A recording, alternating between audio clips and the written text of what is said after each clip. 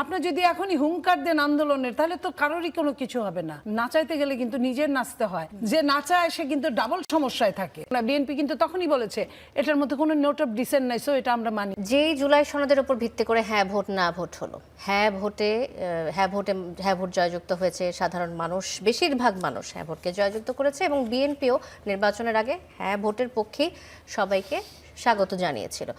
এখন সংসদ শুরু হওয়ার পর মানুষের প্রত্যাশা ছিল, বিরোধী দল থেকে শুরু করে সবারই হয়তো প্রত্যাশা ছিল, প্রথম অধিবেশনের প্রথম দিনে জুলাই সনদ নিয়ে আলোচনা হবে এবং গঠনমূলক আলোচনা হবে।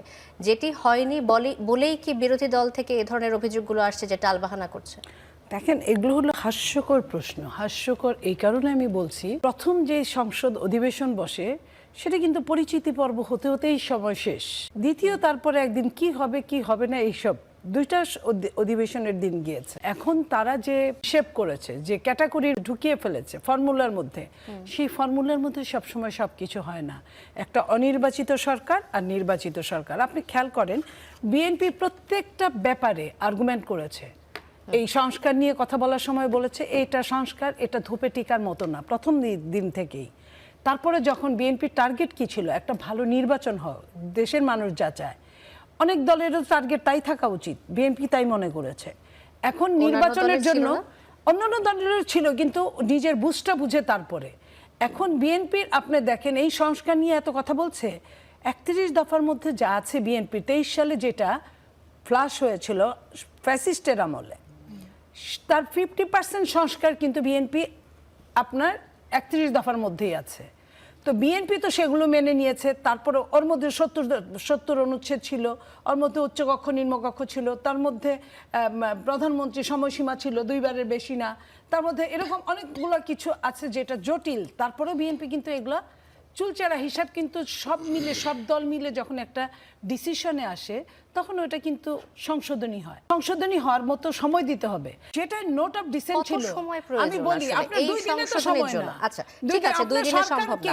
আমি ধরেন আমি আপনাকে বলি, ইলিগালি কথা বললে আগে সরকার যেটা বলেছে, আমি আপনার একটু শোনার সুযোগ দেন বলার। বলেছে যে 180 দিনের মধ্যে না হলে অটো পাস হবে। নিশ্চয়ই আপনার মনে আছে। 180 দিন তো অনেক দূরের ব্যাপার, কার্য দিবস মাত্র তো 2 কার্য দিবস গেল। আপনি যদি এখনই হুঙ্কার দেন আন্দোলনের তাহলে তো কারোরই কোনো কিছু হবে না। না সরকারি দল ভালো মতো থাকতে পারবে, না বিরোধী দল ভালো মতো থাকতে পারবে। নাচাইতে গেলে কিন্তু নিজের নাচতে হয়, আবার প্ল্যান করতে হয় অন্যকে কিভাবে নাচাবেন। যে নাচায় সে কিন্তু ডাবল সমস্যায় থাকে। সো এটা অনেক প্রতীক্ষার পর একটা গণতন্ত্র মাত্র সূচনা, অঙ্কুরিত হয়েছে গাছ, এখনো কিন্তু অনেক দূর যেতে বাকি। এই যে নিয়ে যে কথাগুলো বলছেন বিএনপি, তো সেই দিন আমি এই লাইনটা শেষ করি, যখন বিএনপি একরকম সিগনেচার নিল, আপনার আরেক রকম ভাবে সরকার প্রধান তৎকালীন ইন্টারিম যখন ঘোষণা দিল, সেখানে কোনো নোট অফ ডিসেন্ট ছিল না। বিএনপি কিন্তু তখনই বলেছে এটার মধ্যে কোনো নোট অফ ডিসেন্ট নাই, সো এটা আমরা মানি। কিন্তু মানি না বলছে, বলে রেখে দিছে। এটা তো খুব বড় ব্যাপার না। এই গণভোটটা আপনি যত ভাবেই করেন না কেন, সংসদে আপনাকে যেতেই হবে। সংসদে 2/3 মেজরিটি যাদের থাকবে, সেটা যদি জামাতের থাকতো জামাতের প্রতি ডিপেন্ড হতো, সেটা যদি এনসিপির থাকতো এনসিপির প্রতি ডিপেন্ড হতো, এটাই স্বাভাবিক। তো বিএনপি ওইটাই বলছে 2/3 মেজরিটি, এটাই নিয়ম সংসদের। তাইলে সংসদের নিয়ম যদি তাই হয়, তাহলে আপনি আগেই যদি বুঝেন যে আপনার কিছুই হবে না বলে আপনি আশা ছেড়ে দিলেন আর আন্দোলনের ঘোষণা দিলেন, এটা তো ঠিক না।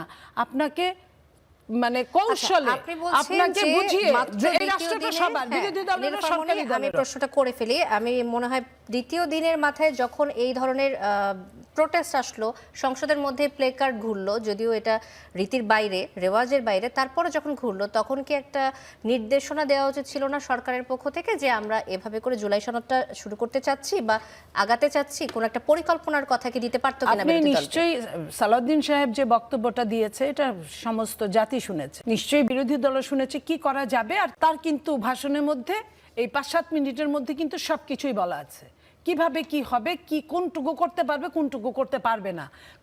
মানে সরকার আছে বলে সরকারের কাছে সমস্ত ক্ষমতার উৎস সরকার তা না, সমস্ত ক্ষমতার উৎস জনগণ। এবং এটার জন্য একটা সংবিধান আছে, সংবিধান এখনো বাতিল হয় নাই। সংবিধানের আন্ডারে গিয়ে আমি শেষ করি, হ্যাঁ, সংবিধানের আন্ডারে গিয়ে আপনাকে এই কার্য সমাধান করতে হবে। সেটা আপনাকে হয়তো সংশোধনী আনতে হবে। সংশোধনী আনার জন্য 2/3 মেজরিটির দরকার পড়বে। যখন আপনার হা জয়যুক্ত হয়েছে বলবে তখন তখনই ওটা সম্ভব হবে।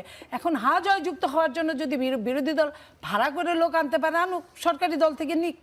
সরকারি দল তো 70 অনুচ্ছেদ বলছেই, 70 অনুচ্ছেদে কি কি পারবে আর কি কি পারবে না, যদি সরকারি দলের কেউ যায় তাদের সঙ্গে যায় গলা মিলাবে। আচ্ছা, সমস্ত ক্ষমতার উৎস যদি জনগণ হয়, তাহলে দেশের জনগণ কিন্তু ভোট 11টি দিয়েছে। সিটি কর্পোরেশনের পর 42টি জেলা পরিষদেও জেলা দলীয় নেতাদের প্রশাসক হিসেবে নিয়োগ দিয়েছে বিএনপি সরকার। ভোট না দিয়ে জনগণকে সমস্ত ক্ষমতার উৎস হিসেবে না বানিয়ে বা সেদিকে না ঠেলে দিয়ে প্রশাসক নিয়োগের প্রক্রিয়া কি গণতান্ত্রিক বলে মনে করেন? এটা তো কিছুদিনের জন্য, খুব সাময়িক। তারা তো ইলেকশন দিবে খুব তাড়াতাড়ি। ইলেকশন দিলে এটাই স্বাভাবিক। সরকারি দলের কিছু ফ্যাসিলিটিস থাকে। সরকারি দলে অনেকেই ছিল না, তাদের দল কিন্তু ইন্টারিম গভর্নমেন্টের সময় বিরাট বিরাট ফ্যাসিলিটিস নিয়েছে। সমস্ত বিশ্ববিদ্যালয় দখল করেছে, সমস্ত প্রশাসন দখল করেছে। আমরা কিন্তু কিছুই বলি না, আমরা কিন্তু কিছুই বলি না। আমরা কিন্তু বলেছি ইন্টারিম গভর্নমেন্ট কারো না কারো ঘাড়ের উপর সওয়ার হয়েছিল, আমরা দেখেছি, আমরা কিছু বলিনি। আমরা এখন যেটা যে কাউকে না কাউকে দায়িত্ব দিতে হবে।